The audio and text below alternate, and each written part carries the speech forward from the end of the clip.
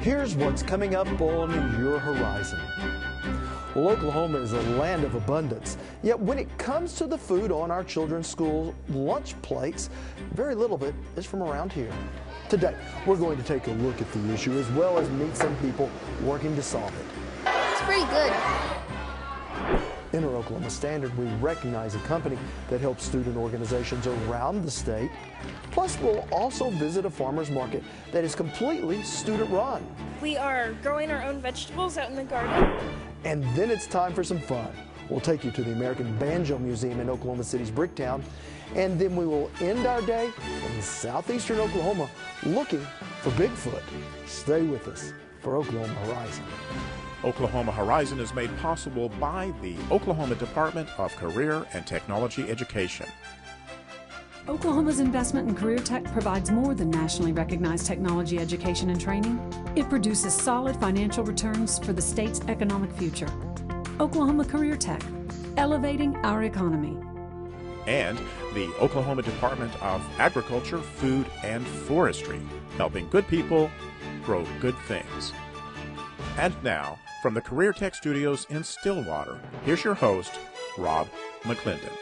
Hello everyone, thanks for joining us here on Horizon.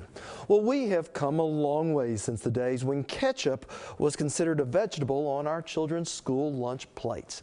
Today's school lunches are not only more nutritious, they're also more locally grown thanks to a program called Farm to School. As our Lisa Hines reports, the Farm to School program not only exposes children to locally grown meat and produce, it also gives state farmers a new marketing avenue. Fresh fruit is on the menu. We are having Oklahoma-grown watermelon that we get through the Farm to School program. Krista Neal is the Nutrition Services Director at Stillwater Public Schools and says fresh fruits and vegetables just taste better.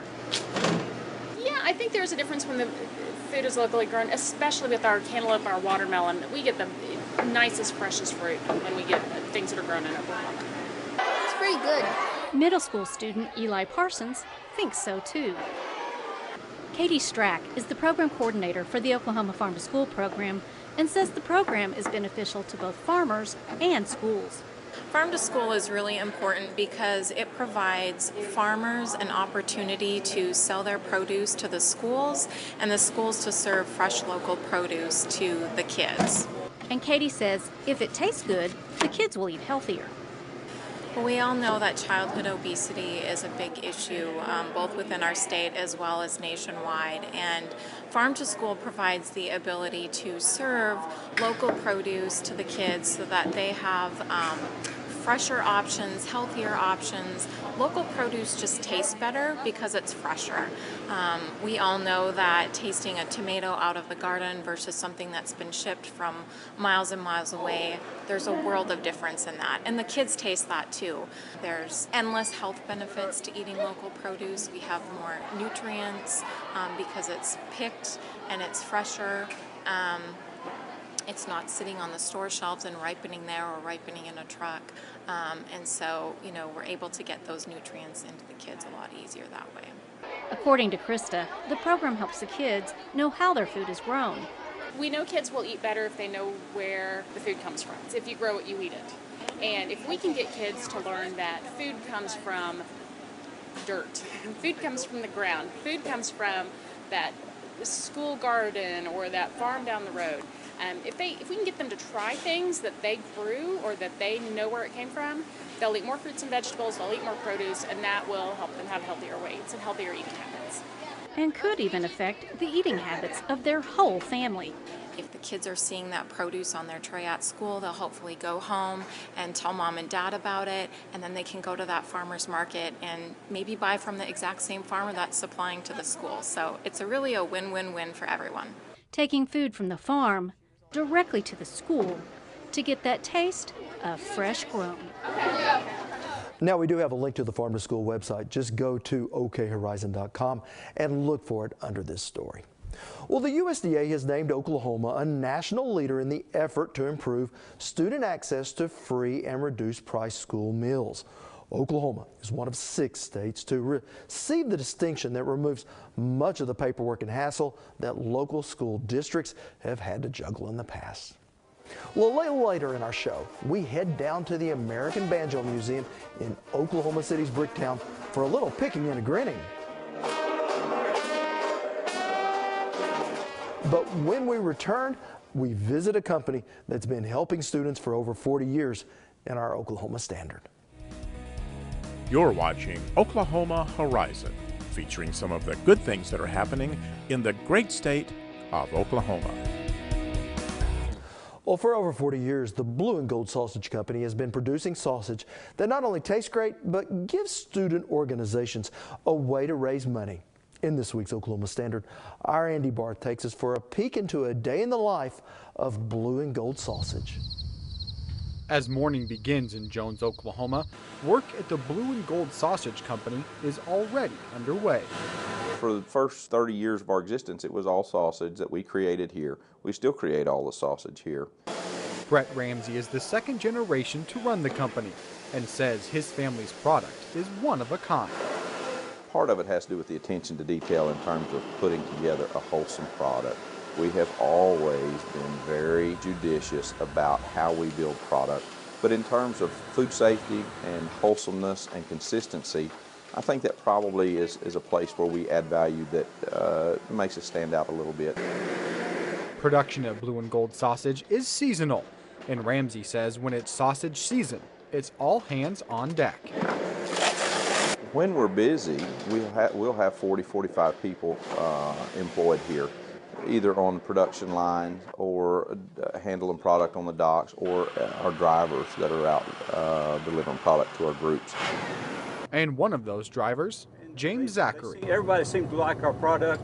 It's fresh, it's frozen this year, and everybody seems to enjoy that. They're not worried about it thawing out so fast before they get it delivered.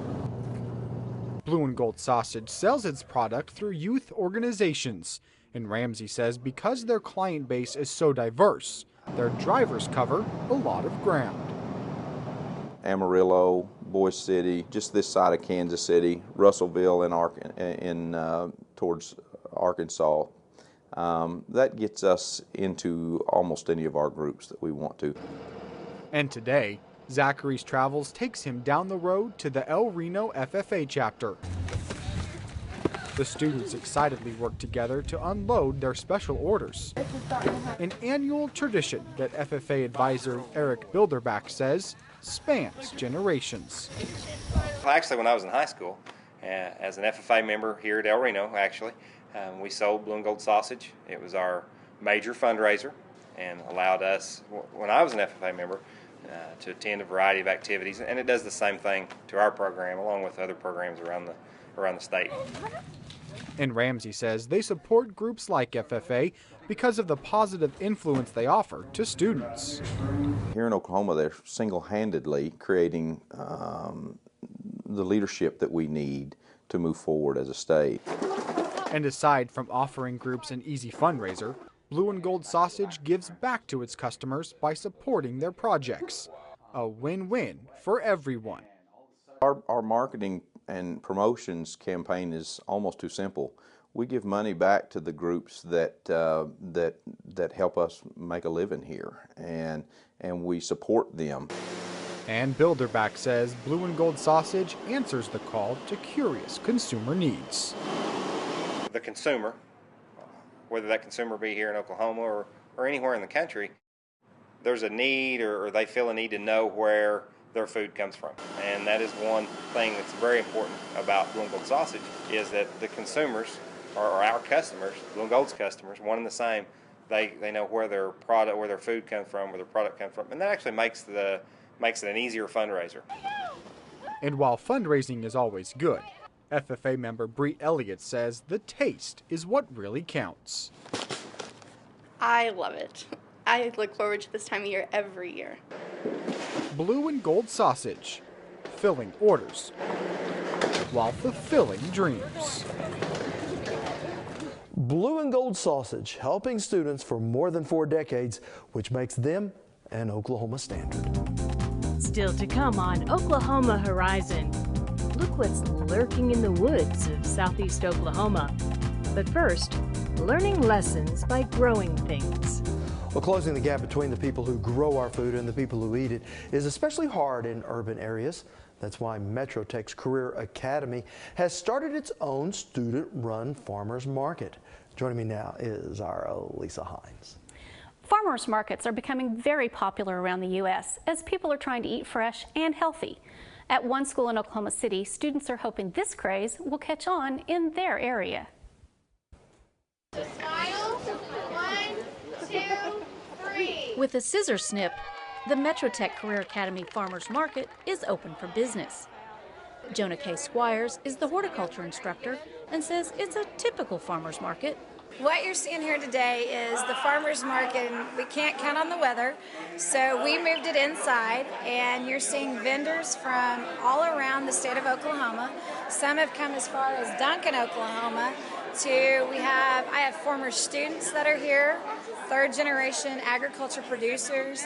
There's a gentleman over here, he's a lawyer by day, he's an agriculture farmer 24 hours a day. We kind of have a joke about that. Our students are having, their projects and the things that they've either grown in the garden as well as things they've done in the classroom. And Jonah K. says it's that hands-on experience that helps the students really grasp the concept of entrepreneurship. I guess because for the students to learn, it's the whole opportunity. They get to put all of those things together. They get to actually go from production to consumption, become the business, the entrepreneur. They get to work side by side with other producers, entrepreneurs. We can talk about it all day long in the classroom. We can show them field trips, bring in guest speakers, but until they actually do it physically and understand all those components, they don't understand it and get it. And so I guess, be honest with you, we felt like that was the best way for them to get it, and for our community, actually, economically, we hope we're encouraging some other great things from it. Student Sawyer Austin loves the experience. We are growing our own vegetables out in the garden by the greenhouse. We propagated them and everything all on our own. It's taught me a lot about how to keep a garden up, what to use, what not to use, what not to do in a garden. And for student Evan Mander, it's teaching him how to keep things growing. I'm learning how to grow something and not kill it. Because I can kill, if you put a perfectly well plant in my hand, I could kill it just by looking at it. It gives me a responsibility to where like my cattle, I'm responsible for them. If they don't have water, they don't live. If I don't feed them, they don't live. So it just builds more to where you have more responsibility when you get out of college and high school and you're in the adult world. Even though they've been preparing for this day, it's kind of surreal to the students. I don't think it's all come to them until today and being involved in it, and I'm curious to see that growth with them as we continue each one, because I think some of them were nervous, some of them were scared. What we're seeing is a lot of them are getting excited about what's going to be my job, or can I help do this, or do you want me doing this skill? So you're seeing their confidence build from that, and you're seeing them understand that it's a lot bigger project, but they can actually give a lot more to it, and that they're open to a new experience. Thank you so much. Can't put a price tag on that. That's that education by tuition, by learning, and I think that's the best part. And I think that's what Career Tech does really exceptionally well. We take all that cumulative book knowledge, technical knowledge, and we get to take it to a real experience and a real opportunity.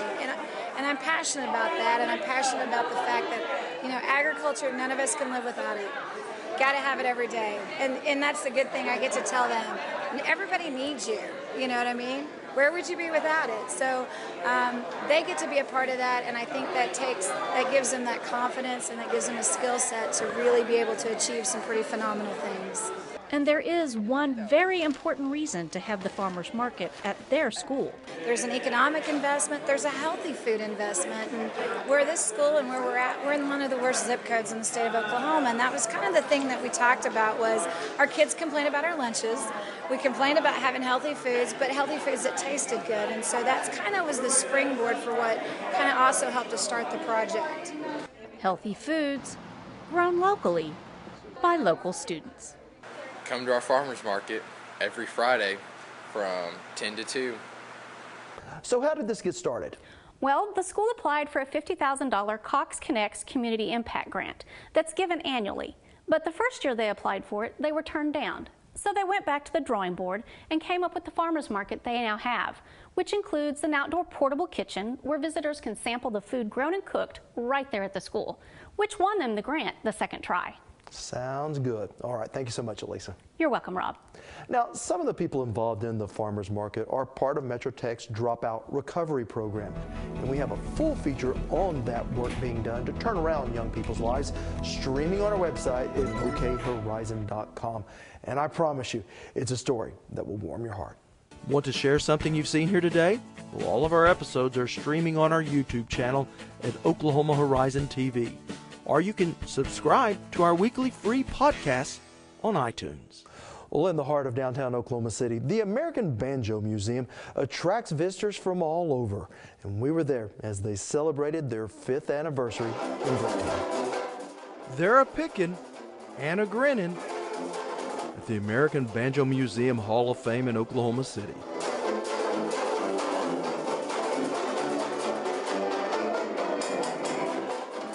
Well, we have the entire evolution of the banjo. The banjo, as we know it, started in America when African slaves brought it here in the mid-1600s.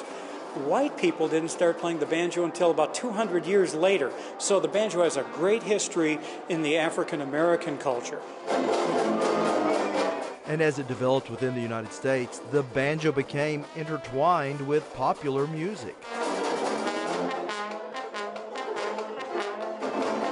As music evolved, the banjo evolved with it. We went through the period of minstrelsy to the classic period when guys played the banjo in concert halls, to the jazz age of the roaring 20s when they were doing the Charleston and all that crazy dancing. Post-World War II, we had Earl Scruggs bring the banjo back to life with bluegrass. These days, you've got things like Mumford and Sons taking the banjo to a worldwide audience. It's an ongoing evolution, and we've kind of become the center of the banjo universe because we are embracing all things banjo.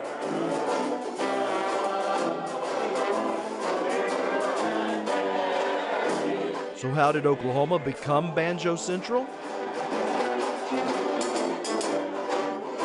Well, the banjo has no geographical center of its universe. So it wasn't born in Oklahoma City, it wasn't born in New Orleans, wasn't born anywhere in particular.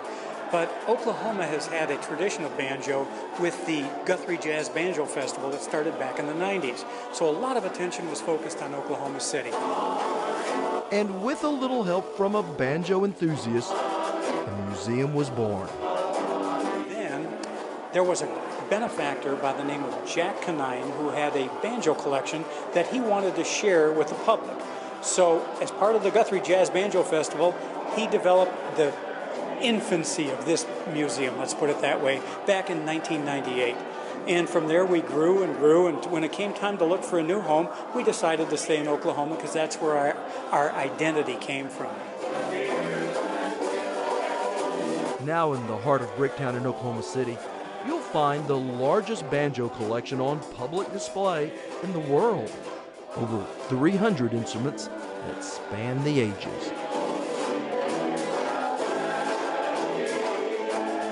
We have instruments from the 1840s that were there at the true infancy of when a banjo was being manufactured rather than a homemade instrument. A man named William Boucher in Baltimore made that transition.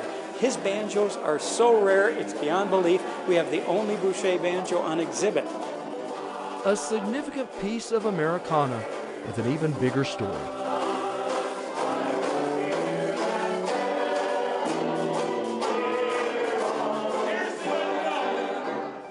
And here you'll find instruments from the simple to the exquisite. They took the decorative excesses of the 1920s and applied them to the banjo in this model called the Big Chief. The back of the resonator is a Native American in full headdress. The carving on the side of the neck is a peace pipe, and the back of the peg head is carved in an eagle that spells out Ludwig Big Chief. And you don't have to be a banjo aficionado to enjoy the museum. If I say one name about the banjo that everyone recognizes, it's Earl Scruggs. Earl Scruggs is our first inductee into the 5-string category of the American Banjo Museum Hall of Fame. And a favorite song? If there's any one song the people of the United States associate with the banjo, it's Dueling Banjos.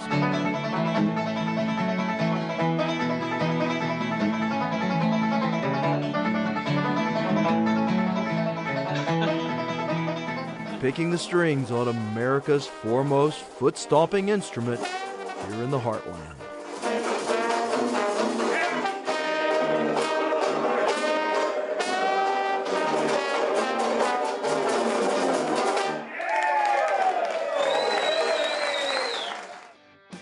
You can keep up with us throughout the week. Just head to okhorizon.com, where you can see more of any of our stories, read our reporters behind the scenes blogs, see what others are saying about us on Twitter, and face the facts with our regular updates. So reach out and touch us anywhere and anytime.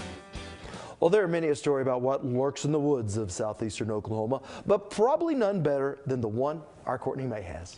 Honubby is a small community of just 8 families, but for one weekend every fall, it becomes Bigfoot Central.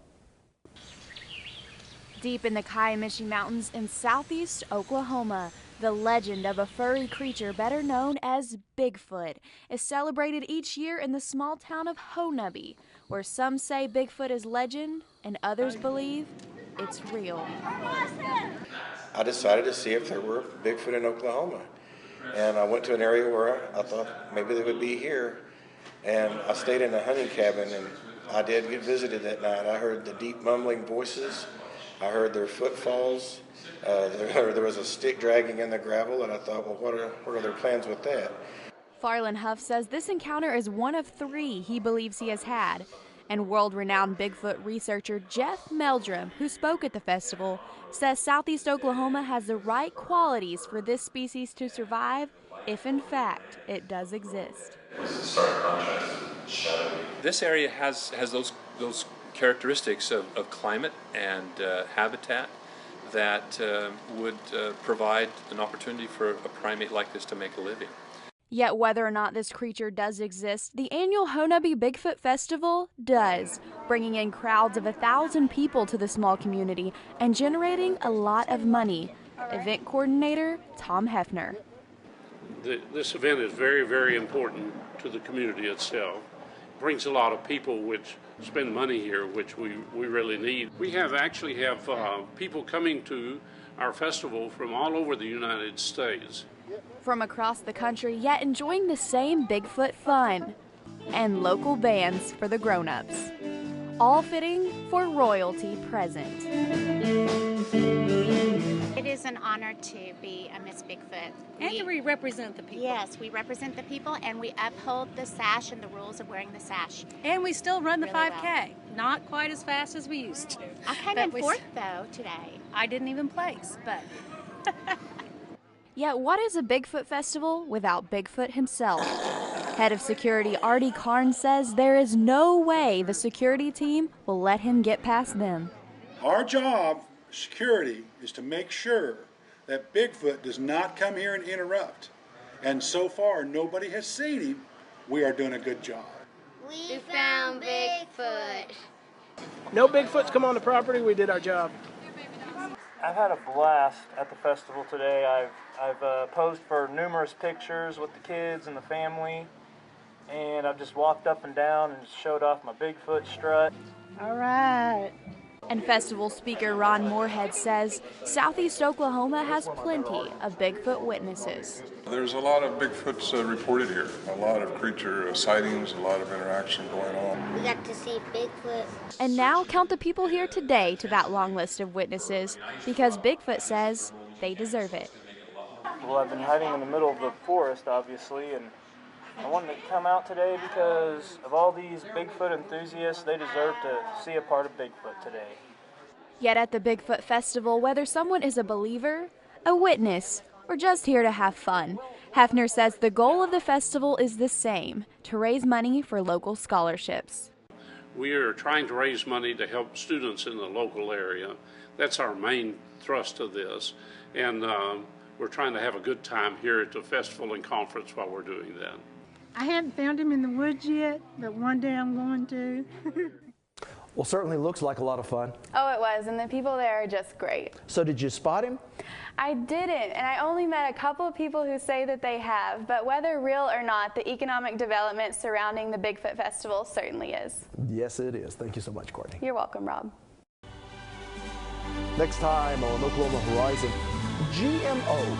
We'll look at how these three little letters of Oklahoma's agricultural community divided over the genetic engineering of Oklahoma's top crop. Science is not that simple, that's all I can say.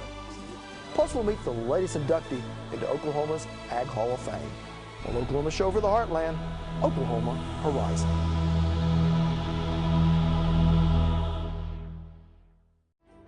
Well, that's all for this week. I'm Rob McClendon. Thanks for watching. See you back here next time.